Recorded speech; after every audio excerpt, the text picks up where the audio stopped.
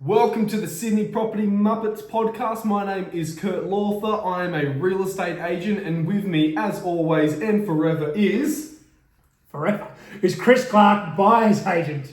Look, they say we're living longer and longer, so forever is actually starting to become forever. So are you committed to this, Chris? I'm committed to this, but you're not moving in. That's for sure. That feels like you are. Feels like you're making yourself nice and at home, which is good to see. Well, every Friday I'm here, coffee, so... Very true. No, it's good to have you back. So, Chris, we've actually had a bit of a discussion, bit of a robust, friendly discussion on a certain topic, which is often confused in the community. And Correct. The title of this podcast is, What's Off Market? We're getting into the detail of it, but I think it is very, very confusing what is off market, right? If I can start, that's off. So I think what's very, very clear and obvious, which is 100% off market, is if a vendor is selling the property without any agent's awareness or portals or anything, or any agreements. Right? So I had a scenario recently where actually another buyer's agent had done a mailbox drop in Erskineville. And 6 months later, someone from one of those mailboxes said, actually, I am looking to sell that property. They reached back out to that buyer's agent, no agreement in place, but said, I'm looking to sell. That buyer's agent who knew me referred that property to myself, which actually suited a client that I had that time. So I connected with them, we went in, did a video, absolutely inspected it, did due diligence. Not right in the end, had a lot of rise and damps, and not surprised, and we'll touch on later, had some things to be done to the property, but that is an absolute off market. Is that a fair? Yep, that's a fair. Now, the technical part is basically everything else is technically not off market. Is that right, Kurt? Yeah, so from a very technical point of view, if there's no agency agreement, Chris's scenario, that is off market. The moment a real estate agent has an agency agreement signed, it is technically on the market, whether it's on portals, whether it's just to the database. Once an agency agreement is signed, it is technically on the market. I would beg to differ, or differ to beg in terms of that little scenario, because how many times we see markets sold as off market and they have been on a portal or have been sent out. So I think this is where it gets confusing, is the technical, absolutely, letter of the law, so to speak, is those properties aren't off market, but I think we both know, Kurt, that they do get marketed as off market. So from the technical point of view, they are agency agreements signed on market. It's how agents have now misinterpreted that the use of that word and portraying it. Technically, as long as they've got an agency agreement signed, they're not going to get in trouble for saying this is off market, even though they're technically. So we'll get into, I guess, the stages, and there's a few different buckets that properties are in that off market or what they get marketed for. But actually, question without notice here, Kurt. Yeah. Why would agents want to be portraying a property or selling a property, at least the connotation that it's off market?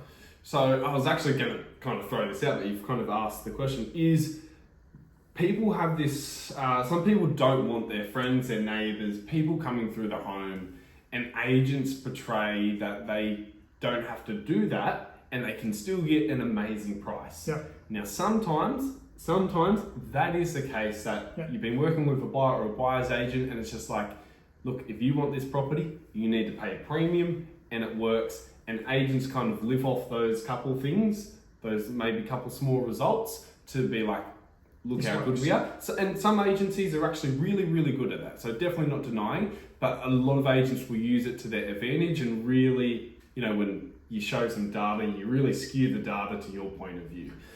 Well, I think the other part is, and I agree with you on that, I think the other part is buyers are now so used to seeing off market, or at least hearing of them, that it's a sexy term, that if I purchase my property off market, it's almost like a point of boasting with their friends. Again, it doesn't mean they've actually got the property for under the market value. I think it's a really careful thing. You might have got exclusive opportunity to see the property, but equally, if not more often than not, you may have actually paid more than what you needed to for that property. Well, there's two key points, one for a vendor and one for a buyer. The vendor is, you can't sell a secret. So generally the best way to get the best result, generally most time it's at auction because people scrapping like brothers and sisters fighting over a toy, and that's why we see these ridiculous results. And generally that is the way to get a really good result, unless of the other scenario you have a buyer that just really wants it. From a buyer's point of view, if you're buying off market, it doesn't mean you're buying the best product. It doesn't mean you're also getting the best deal. So I think somehow it's become this sexy term, and it's just, I think this podcast is to make sure the buyer and vendors are aware. Just because something is off market doesn't mean it's sexy or good. It also doesn't mean it's bad, but just to be aware of it.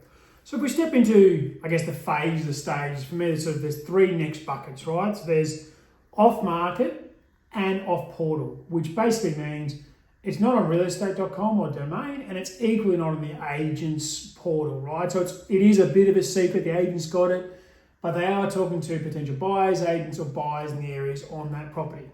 Yeah. Right? Now, there's a scenario recently where we were buying a property in Marrickville. I called an agent and spoke to him and said, look, we're looking for a 3-bedroom house around this price point in Marrickville. He had one that he had seen quite recently, but most of the walls in the house were different colours. There was some work that needed to be done. I think one wall they ideally wanted knocked down to make more of an open plan living. We knew that. We went in the property knowing that those things weren't done. We were able to come up with a fair and reasonable price. The vendor was happy. That allowed them to move to Perth. Equally, my buyers were happy because we got into a property that, for them, ticked a lot, if not all, the boxes, and the price point was a happy one for them. Now, it's rare it's going to happen, but that's what I'd say is an off-market and off-portal. Yep. Next is off-market and on-portal. Maybe you could lead the front on what this looks like. Off-market, well, that's probably something we'd still probably call, you've probably got off-market, probably more pre-portal, I would say, or a pre-campaign. And sort of that's where you're almost testing the waters. If the vendor is wanting to sell, they're testing the waters to know they got it in the right price point. So an example, basically a story might be better. I had a property in Chatswood. 2 buyers agents approached me wanting this. I cold called the couple, and so they both wanted the exact same property. Yes. Okay, so you called that property. They were like, for the right price, we want it. Yeah. So we went around, we got the agency agreement, so technically it was on the market, but we were only going to talk to buyer's agents, so that's what people refer to as off market. Then, unfortunately, it didn't work out with the buyer's agents, so we then moved to the next stage, which would be still, I guess, off market, off portal, where we just sent it to 2 previous campaigns, which were similar properties where people had missed out, and we still held an open home, but it wasn't to the public. There was no signage, there was no display, and people come through. That didn't work out, but we were able to gain good information on pricing, feedback that was still probably too high for the market. Right. We then actually sent it out to our complete database, which I would then say, from your term, that's where it's starting to become... definitely bleed into on market. On market. I'd say on market, and even if you still want to go off portal. Yeah. Even though it was on our website, just for the sake of this. Gets confusing. And then from that point of view, after that didn't work out, we then decided to run it to a full campaign. Now, from a vendor's point of view, this was able to show them exactly where we needed to be guiding, where we needed to be marketed.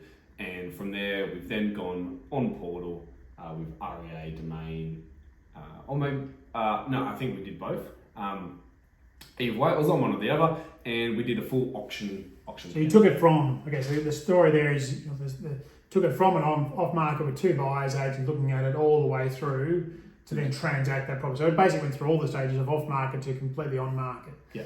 The last one, quickly just to touch on as well, is pre-market. So we see this term quite a bit. It's the new sexy term. Yep. We see properties come. Sometimes they are on real estate and domain, and they're getting a tag saying pre-markets. They may not have all the pictures and so forth of it. They may not be on real estate and domain, but they're on the portals. For me, these are really good ones for buyers to look at because you know the vendor is genuine. All the other ones, there's always a bit of skepticism. Are they really going to sell or not? Is it about the price? So here's a little tip. Go on. If in REA they've got this new feature called Coming Soon. Yep. so the buyers are aware in terms of their commitment. In order for something to be on a coming soon on REA, they have to have already paid the fee.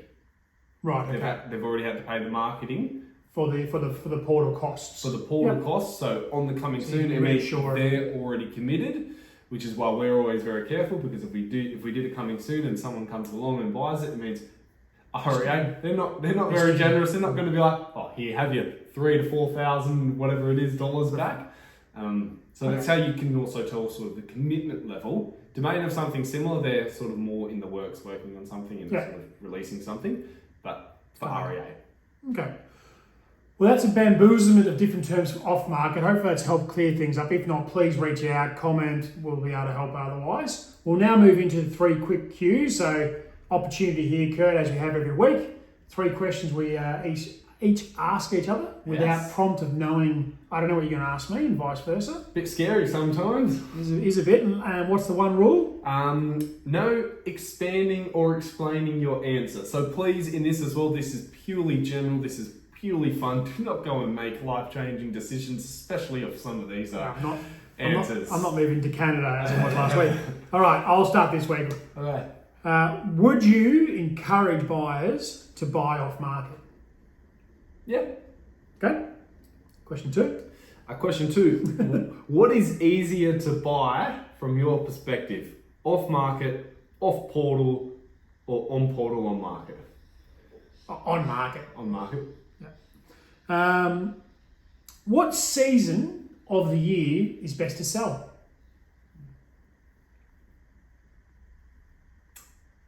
He's going to say summer because that's where we're coming close to. He really wants to say winter. Winter. Interesting. Was not expecting that. Okay. My question. Is it easier dealing with owners in a pure off-market situation or selling agents whenever? Can't defend things at all. No, I will say selling agents. Selling agents. Yeah. Obviously that's a tough one because each situation's different. Correct. Okay. Yeah. Next one. I think it's on me, is it? Question 5? It is. Just out of curiosity, do you have any superstitions? No.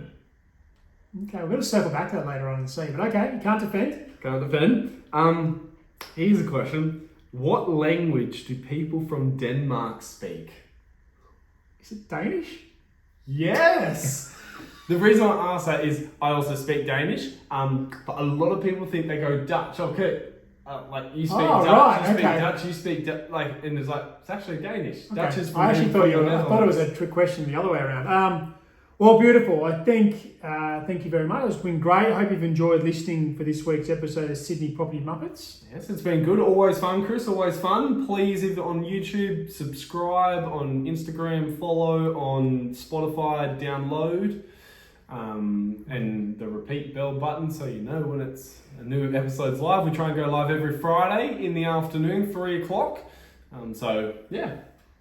Thank you all for dropping by, and we'll see you next week. Have a fantastic week.